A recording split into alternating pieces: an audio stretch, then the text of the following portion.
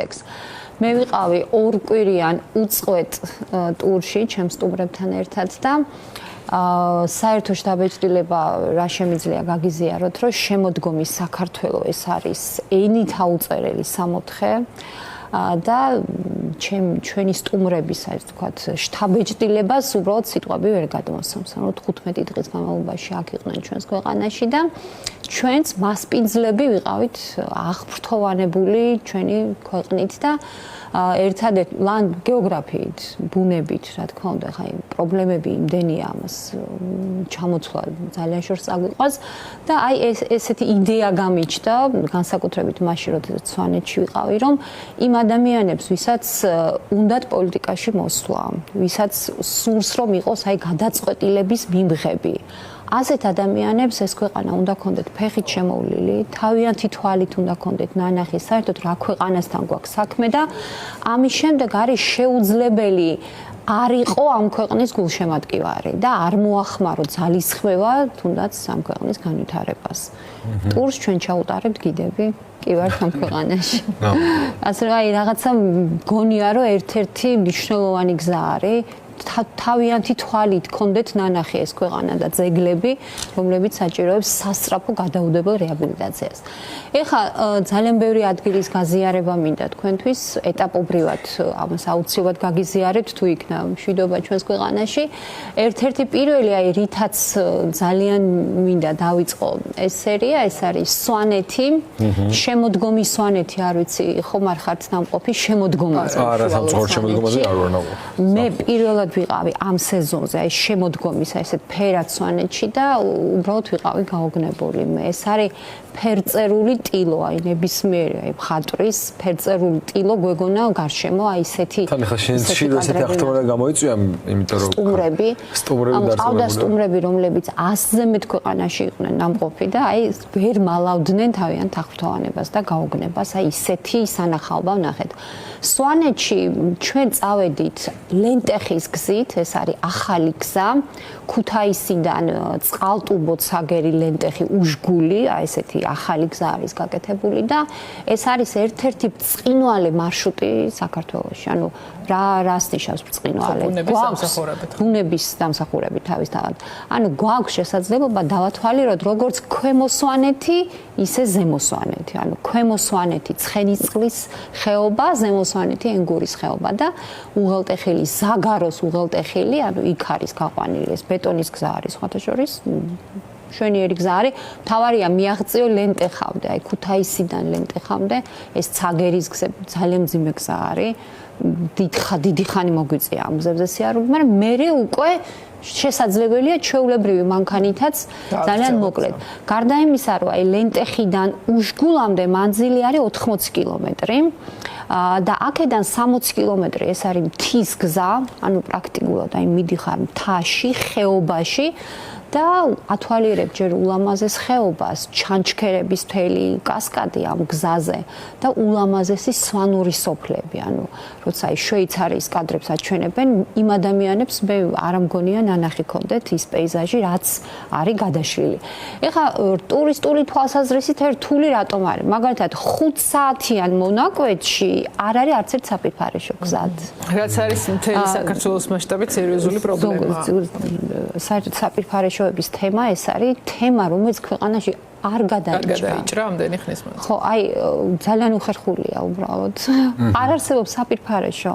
ჩვენ რა თქმა უნდა ხა ტურისტები ყავდა გაფრთხილებული და ინფორმირებული, რომ ფიზიკურად ვერ გავჩერდებით. თან ეს ზაგაროს უღელტეხილი ეს არის 2642 მეტრზეა, სვანეთის ქედის ყველაზე დაბალი ადგილია, საავტომობილო უღელტეხილია და იქ არის ალპური მდელო, იქ ხე არ არის, ბუჩქიც არ არის, რომ ამას მომეფარო მაგალითად და არის თოვლით დაფარო, თოვდა, ანუ ქვევით იყო შემოდგომა, ზემოთ ეს თოვლი, ну სრულიად ხდება რაღაცა სხვადასხვა სენსორი. აი ვერ ავხსნი უბრალოდ ჩვენ რა გზა გამოვიარეთ. ეხლა ორიოდე სიტყვით რომ შევიხსენოთ, ანუ რა ამ გზის უპირატესობა, გარდა იმისა, რომ აი ამ საოცარ ბუნებას ვნახულობთ, ენგურის ხეობისთვის დამახასიათებელია ქვათაცვენა, რაც არის ყველაზე არასასიამოვნო და არიცი როდი ჩამოწვება ეს ქვები, ხო? როდი ჩამოვა ამისგან განსხვავებით აქ პრაქტიკულად მიდიხარ აი მთის მთაში. და ამის შესაძლებლობა გეძლევა. ეხლა რაც შეეხება ქვემო სვანეთს, ეს რა ტერიტორიაა? უბრალოდ რომ შევიხსენოთ ეხლა ქვემო სვანეთი და ზემო სვანეთი, ჩვენ შეგვიძლია რუკაც ვნახოთ, ანუ ქვემო სვანეთი ეს რა ტერიტორიაა? რაჭა-ლეჩხუმ ქვემო სვანეთის მხარის ლენტეხის მუნიციპალიტეტია, რომელიც არის აი ქვემო სვანეთის ტერიტორია და ზემო სვანეთი ეს არის სამეგრელო ზემო სვანეთის მხარის მესტიის მუნიციპალიტეტი. პრაქტიკულად ეს ზაგაროს უღელტეხილით ერთმანეთს უერთდება ლენტეხი და მესტია. და არის ერთ-ერთი ძალიან შთამბეჭდავი გზა არის, რასაც ქვია, კი ჩანს ახლა ეგ რუკებზე ძალიან კარგად. ანუ მთლიანად ნახულობ რაჭა-ლეჩხუმ ქვემო სვანეთს და სამეგრელო ზემო სვანეთის აი მესტიის. თან გარდა ამისა, უშგულიდან მესტიამდე არის 48 კილომეტრი. ანუ ჯერ შემოდიხარ აი უშგულში და მერე უკვე ნელ-ნელა მიდიხარ მესტიაში.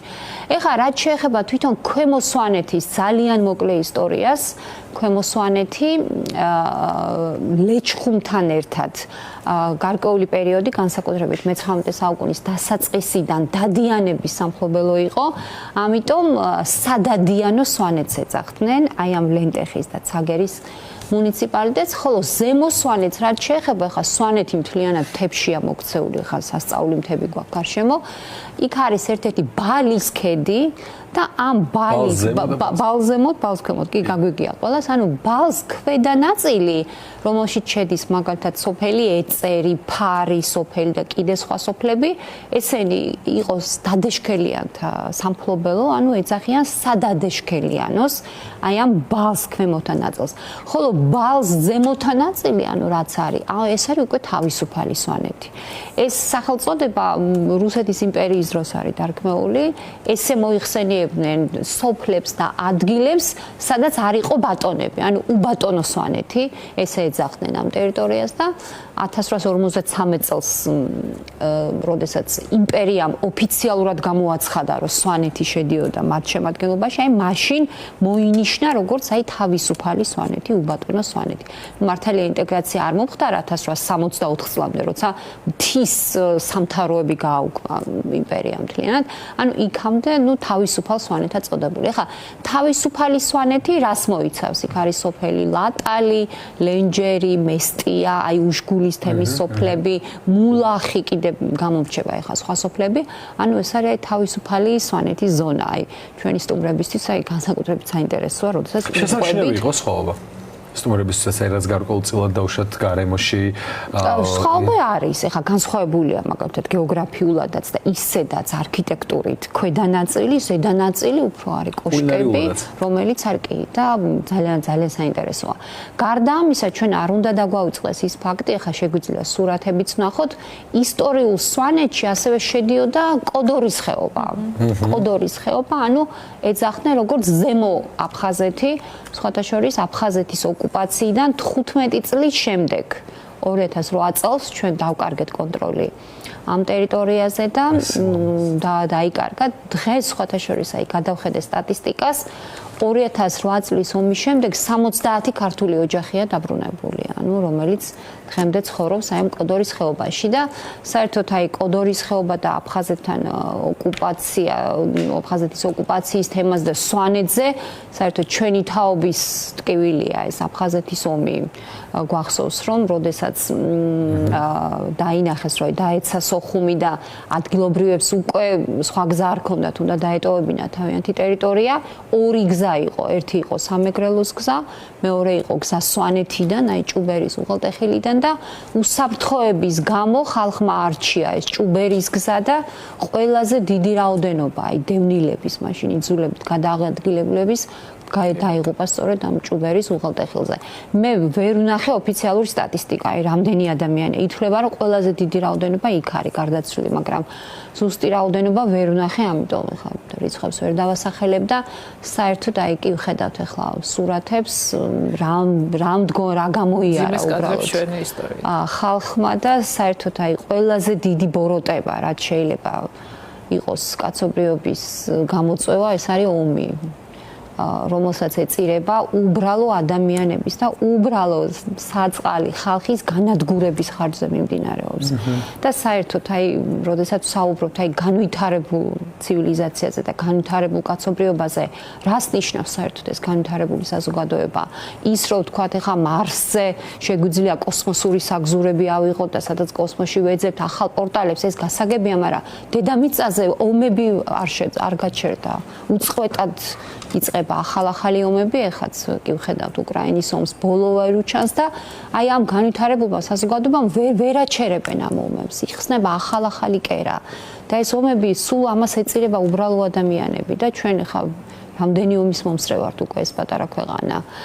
იგივე ეკოლოგიური კატასტროფის წინაშეა მთელი პლანეტა განათლებულ საუკუნეში და ამდენი სამშვიდობო ორგანიზაცია არსებობს და ომები არ წყდება. ანუ რა განვითარებულ ცივილიზაციაზეა საუბარი, ბრაზდები ძალიან აი რას ნიშნავს პროგრესი კაცობრიობის არ მესმის უბრალოდ ზნეობა ეცემა ოჯახების გრევის კატასტროფული მაჩვენებელი, სუიციდის მაჩვენებლები, ან რაში ჩანს ჩვენი განვითარება და პროგრესი უბრალოდ და აი ძალიან სამწუხაროა. რომ გავაგრძელოთ ეს თემა, ამ გზით, ესე იგი, ერთ-ერთი პირველი, ანუ სვანეთთან ჩვენი გაცნობა აი ამ ლენტეხის გზით იწყება უშგულიდან.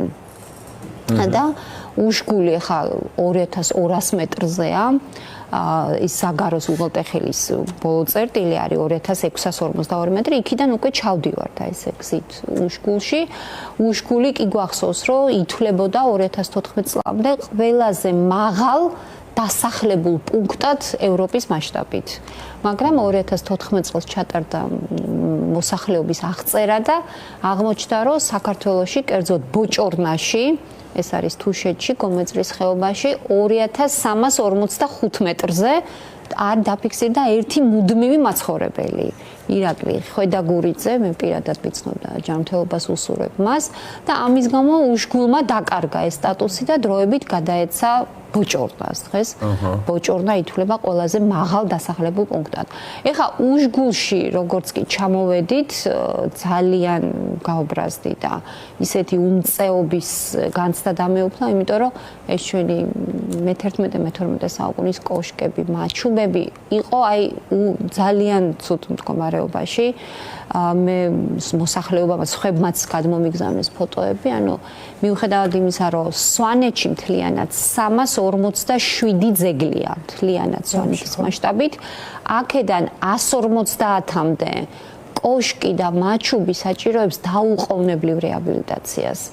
თან მოსახლეობას ყოველთვის ვესაუბრები ხოლმე, როდესაც აი ესეთ ადგილებში ჩავდივარ, მაინტერესებდა თუ აწვდიდნენ ძეგლთა დაცვის სააგენტოს ინფორმაციას, აღმოჩნდა, რომ აწვდიან უწყვეტ რეჟიმში, აბსოლუტურად ყველა კოშკზე, ყველა მაჩუბზე, ყველა საცხოვრებელზე აქვთ ზედმიწევნით ინფორმაცია, არაერთხელ გაგზავნილი, მაგრამ სიტუაცია მე როგორც ვიცი ძეგლთა დაცვის სააგენტო, რომელთან მეკვეთაც მქონე მე არაერთხელ მithქვამს ქართული გეოს მემკვიდრეობის ფარგლებში ძალიან კარგი ხალხით იყო დაკომპლექტებული ეს სააგენტო, რომელიც მაშინ მახსოვს, რომ ძალიან ისე ზრუნავდნენ ამის გამეთარებზე. ეხლა მათგან მე ვიცი რეპრესიების მსხვერპლიც გახდნენ ძალიან ბევრი მათგანი და ზუსტად მათგან ვიცი რომ სააგენტო არ არის კარგ მდგომარეობაში. ისევე როგორც კულტურის სამინისტრო ზოგადად რა თქმა უნდა, ეხლა აი თქვენ სანამ ამაზე ეთერში საუბრობთ და სანამ მოსახლეობას თქვენ ეს ამაზე წითელი განგაშის სიგნალი უნდა იყოს ძალიან დიდი ხანი ანთებული. ეხლა თქვენ როცა ამბობთ რომ ეს სასტრაფოც და დაუყოვნებლივ რეაბილიტაციას საჭიროებს, ეს ხო ნიშნავს იმას რომ ამ სპეციალისტები ამაზე დიდი ხანია რა თქმა უნდა და იგივე მოსახლეობას, ვინაიდან ყველა ძეგლს აქვს სტატუსი, მოსახლეობას არაფრის გაკეთება არ შეუძლია. და გავიცანი ერთი ადამიანი, რომელსაც მითხრა, რომ თავისი წინაპრების კოშკი ესე აღადგინა, შევეშველეო, ანუ აღდგენა არ იგულისხმება იმაში და დააჯარიმეს, იმიტომ რომ ჩაერია კი, იმიტომ რომ კულტურული მემკვიდრეობის სტატუსი აქვს. და ამიტომ ვამბობ მე, რომ თავიანთი ფეხით რო ექნებათ შემოვლილი ეს ქვეყანა და თვითონ რო ექნებათ ნანახი პირადად შეუძლებელია არ გახდეს გულშემატკივარი და თუ კი რამის გაკეთება, ხელეწიფება შეუძლებელია მან ეს არ გააკეთოს. ეხლა რაც შეეხება თვითონ უშგულის თემს, ეხლა უშგული ბევრი რამით არის ცნობილი, თვითონ თემი 5 სოფლისგან შედგება. ეს სოფლების ცენტრი ეხლა ყველაზე მთავარი, რაზეც მინდა გესაუბროთ, ეს არის ჩაჟაში, გარდა ამისა არის ჟიბიანი, ჩვიბიანი, მურყველი და ლამჯურისში. ამ 5 სოფლიდან ცენტრს 1996 წელს მიენიჭა იუნესკოს მსოფლიო მემკვიდრეობის ძეგლის სტატუსი. თავისი გეოგრაფიული მდებარეობით და შემონახული, ანუ აი აქამდე მოსული აი ამ კოშკებით და ისტორიით. მთლიანად უშგულის თემში არის მე სტატისტიკა მიყვარს რიცხვები 41 კოშკი, 7 ეკლესია, 87 მაჩუბია და აი კოშკები ძირითადად არის მე-11-მე-12 საუკუნის. ანუ თითქმის 900 წელია ეს კოშკები აქამდე მოიტანეს წინაპრებმა და ძალიან უხერხულია ტექნოლოგიურ ეპოქაში, აი განვითარება ხო ტექნოლოგიურია ძირითადად მე ასე ვფიქრობ ყოველ შემთხვევაში ტექნოლოგიურ ეპოქაში რომ ამდენი საუკუნე იდგა ქვეყანაში და ის რომ დღეს ახლა დაინგრეს, უბრალოდ არის თაობის სირცხვილია, უპატიებელი, რასაც მომავალი თაობა ალბათ არ გვაპატიებს. ეხლა რაც შეეხება ჩაჟაშის იუნესკოში დასულ კომპლექსს, ეხლა 41 კოშკი, რა თქმა უნდა, არ შედის, 13 კოშკი, 4 ციხე, 21 მაჩუბი, 11 ხალხური საცხოვრებელი, 10-ზე მეტი დამხმარე ნაგებობა, ეს არის უშუალოდ იუნესკოს ნუსხაში შეგვიძლია ვნახოთ მაჩუბი, ეს არის ოჯახის ზამთრის საცხოვრებელი, რომელიც არის აი მართლა უნიკალური და აუცილებელია გაფრთხილება, აი აუცილებელია, ძალიან მნიშვნელოვანია. კი ბატონო, შეგვიძლია ვნახოთ ეს სურათებიც და აი დაუყოვნებლივ ვისაც ხელეწიფება ადგილობრივ დონეზე, მაგალითად ადგილობრივი მუნიციპალიტეტის დონეზე ეს საქმე არ წდება, ეს კი ვიცით ყველა, მაგ აუცილებლად უნდა იყოს სახელმწიფო ჩარეული და ჩვენ არაერთხელ გაგვიშუქებია აი მაგალითად ასპინძაში და საროს უნიკალური ოდები ეს მესხური ოდები რომ ინგრევა ზუსტად ამ მიზეზით. მოსახლეობა თვალწინ უყურებს საკუთარი ისტორიის განმავლობაში. აქ ერთი წამით უნდა შეგაწყვეტილო შენის ნებართვი და მინდა გითხო, ჩვენი მაყურებლისთვის აუხსნათ რას ნიშნავს იუნესკოს დაცვის ქვეშ ყოფნა გარკვეული ძეგლები. და ისიც რას ნიშნავს, რომ ამ სტატუსის ქვეშ ქვეყანა ასეთ მდგომარეობაში ტოვებს და რა ვიცი, დარწმუნებული ვარ, ხო, შენ სტუმრებს და ჯგუფის წევრებს ძალიან კარგად ესმით ეს. მე მინდა რომ ჩვენც სწორი წარმოდგენა. როდესაც არის ძეგლი იუნესკოს ნუსხაში, პირველ რიგში სახელმწიფოს აქვს ვალდებულება ეს ძეგლი იყოს განსაკუთრებული მეთვალყურეობის ქვეშ. როდესაც მაგალითად არასწორი რესტავრაციით ან სხვა რამე ნებისმიერი თუნდაც ერთი რაღაცა ჩარევის შედეგად შესაძლოა დაკარგოს ძეგლმა სტატუსი. ამიტომ განსაკუთრებული ყურადღება და მეთვალყურეობა საჭირო, რომ ეს ძეგლი შენარჩუნდეს. გარდა იმისა, რომ იუნესკოს სტატუსი ძეგლს იცავს, ასევე პოპულარიზაციას უწყობს ხელს. იმიტომ რომ როდესაც აი ჩვენ ჩავდივართ სხვა ქვეყანაში, ჩვენ ხო გვაინტერესებს მაგალითად, როცა ვიგებთ რა კონკრეტულ ადგილს აქვს იუნესკოს სტატუსი, ეს ნიშნავს იმას, რომ განსაკუთრებული მნიშვნელობის მქონეა ქვეყნისთვისაც და ქვეყნისთვის პრესტიჟის თემაც არის. ანუ ყველანაირად უნდა 2007 წლიდან რომ საცდელ ნუსხაში იქნა გარკვეული ძეგლები შეტანილი, იმის მერე პრაქტიკულად, რა ვიცი, ხა იმდენი ძეგლი გვაქვს საცდელ ნუსხაში, როგორ შეიძლება რამე არ გადასულიყო, რამ საცდელში დარჩა ზოგი საცდელებიდანაც ამოღებულია. მაგალითად, ძველი თბილისი, რომელიც 2007 წელს იყო საცდელ ნუსხაში, ვინ გაგვაჩერებს იქ ისეთი მშენებლობები მიმდინარეობს. და სოდიმის ერბირკით ხელს უწყობდეს არაფერი იმის შემდეგ საერთოდ არაფერი ამ ძეგლების დაცვის თვალსაზრისით აბსოლუტურად არაფერი არ ხდება. გარდა ამისა, აი სტატუსი ჩვენს ქვეყანაში ზოგჯერ რატოა ცუდი ძეგლსრო აქვს. ანუ ვერავინ ვერაფერს ვერ აკეთებს ამ ძეგლის შესანარჩუნებლად. მხოლოდ პასუხისმგებელი ხდება სახელმწიფო და ამიტომაც არის რომ საჭიროა ძლიერი სახელმწიფო ინსტიტუციები და განათლებული საზოგადოება, რომლებსაც ესმით ამ ძეგლის ფასი და მისი ღირებულება ქვეყნისთვის. ჩვენ ხო პატარა ქვეყანა ვართ, არ ვართ დიდი ქვეყანა და ერთ-ერთი მთავარი მიმართულება რაც არის ტურიზმი. ჩვენი კულტურის გაზიარება არის ერთ-ერთი მთავარი მიმართულება და ეს უნდა იყოს ნაცვლი. და ამით ჩვენ ვიცავთ ჩვენ სახელმწიფოს კულტურული ძეგლების დაცვით. ამიტომაც აქვს ამას ძალიან დიდი მნიშვნელობა. სულ ამაყობენ ხო რაღაცა ტურისტების რაოდენობას ითვლიან თითქოს ამით ამაყობენ და მართლა ამდენი წელი იქამდე ვერ მივედით რომ ტუალეტები მოგვარდვალის პრობლემა იყოს მოგვარებული. მაღალ მატერიებზე არ ვაპარაკობთ უკვე. საპირფარეშოები, აი უშგულის ცენტრში რო გაჩერდე არ არის არც ერთი საპირფარეშო. მართლა ვერ ხსნი ხან ანუ მართლა ვერ ხსნი. ხან რო გადმოდიხარ ლენტეხიდან, იქ მთელი 5 საათიან გზაზე ხო არაფერი არ არის საპირფარეშო და არც იქ არ არის. ჩვენ ხო არ ვამბობთ რომ უფასო საპირფარეშო. ფასიანი იყოს ხადია, მაგრამ იყოს.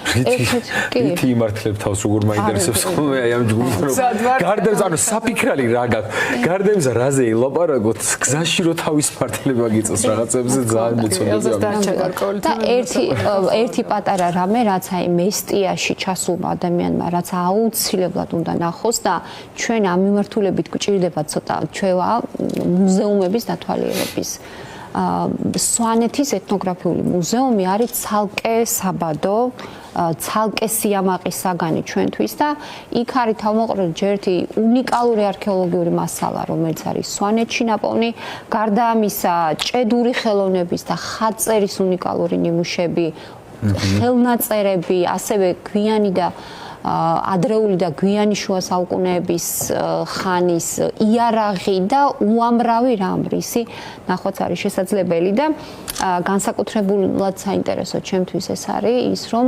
ამ მუზეუმში ინახება ყველაზე ძველი ხელნაწერი სახარება ადიშის ოთხთავი.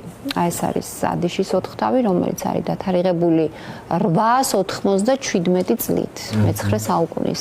ხელნაწერია ასომთავრულით არის შესრულებული ორ სვეტად და 1910 წელს სხვათა შორის პირველი 5 გვეფურცელი არის ილუსტრირებული და სხვათა შორის 1910 წელს, როდესაც ექვთიმე თაყაიშვილმა მოაწყო ექსპედიცია სვანეთში, მას ყავდა წაყვანილი ფოტოგრაფი დიმიტრი ერმაკოვი და ერმაკოვმა გადაიღო ამ სახარების ყველა გვერდის ფოტო.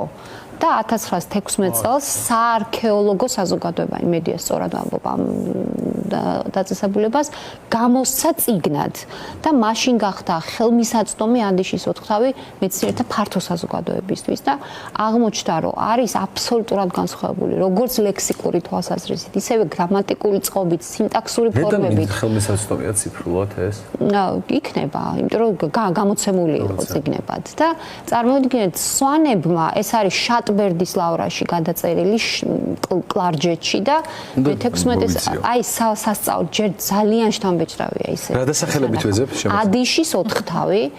ადიშის ოთხთავი ყდაც უნიკალურია, აი ჯვარი რომელსაც ხედავთ ეს არის მე-14 საუკუნის ყდას. როგორი ილუსტრაციებია. ყდას აქვს ფრაგმენტები მე-9 საუკუნის, ანუ სვანებს აი როგორი მადლობა ეკუთვნით. მე-16 საუკუნიდან აი არშიაზე არის გაკეთებული წარწერა უკვე მხედრული შრიფტით, რაც მოწმობს იმაზე, რომ მე-16 საუკუნიდან, ანუ თითქმის 500 წელია სვანები ინახავენ უვლიან და რა ვიცი საკუთარი სიცოცხლის ფასად მოგვიტანეს ეს ხელნაწერი აქამდე და ყველაფერს საუკეთესოს იმსახურებს ეს მხარე. იმისათვის რომ ესეთი არაერთი მათ შორის ადიშის ოთხთავი შემოგვინახეს ასე. გორი ლამაზია. და გარდა ადიშის ოთხთავის არის არაერთი უძველესი ხელნაწერები რაც ნამდვილად შთამბეჭდავია. ანუ აუცილებლად სანახავი სივრცეა. ჩვენი სტუმრები ისეთი აღფრთოვანებულები დაგხვდნენ. ხო, ეს მინდოდა მეკითხა, საბოლოო ჯამში როგორი წარმოდგენა, აი აქ რაღაცა ინფრასტრუქტურული და ბაზისური პრობლემების მიუხედავად, რა წარმოდგენა? მიუხედავად ასეთი პრობლემებისა, ძალიან ცუდ რამეს ვიტყვი, ნაგავი არის ძალიან თვალშისაცემი. და მე მინახავს არაერთხელ რომ ტურისტი კი არ ყრის ნაგავს ჩვენ ვყრით სამწუხაროდ და აი ესეთ ადგილებში მაგალითად აი დიდგორის მონუმენტთან აი რამდენჯერმე სადღეგრძელო შეგვიძლია თქვა იქ არის ნაგვის урна არ დგას ჯერ ერთი საერთოდ ვერსად ვერ იპოვებთ მაგ ნაგვის урнას აი სულ სავსეა ნაგვით და სამწუხაროა რომ ნაგავს ჩვენ ვერ განვითარდით იქამდე რომ ნაგავი არ დავყაროთ აი ძალიან ცუდ რამეს ვამბობ მიუხედავად ინფრასტრუქტურული გამართაობისა უამრავი სირთულისა სტუმრები რომლებსაც 100-ზე მეტი ქვეყანა გქონდათ ნანახი ვერ მალავდნენ აღფრთოვანებას. იმდენად ბრწყინვალეა ეს ქვეყანა, იმდენად შთამბეჭდავია და ვისურვებდი, რომ გამოუჩნდეს პასუხისმგებლობის გრძნობის მქონე პატრონი, ხელისუფალი, რომელიც ისე უპატრონებს ამ ქვეყანას, როგორც ეკადრება და ჩვენ მოქალაქეებსაც გვჭირდება მაღალი მოქალაქეობრივი პასუხისმგებლობა, რომ აი ამ უძვირფასესი მიწაწყლის ღირსეული მოქალაქეები ვიყოთ. დიდი მადლობა ელზა, მადლობა რომ მქონდა შესაძლებლობა ეს სილომაზე კიდევ ერთხელ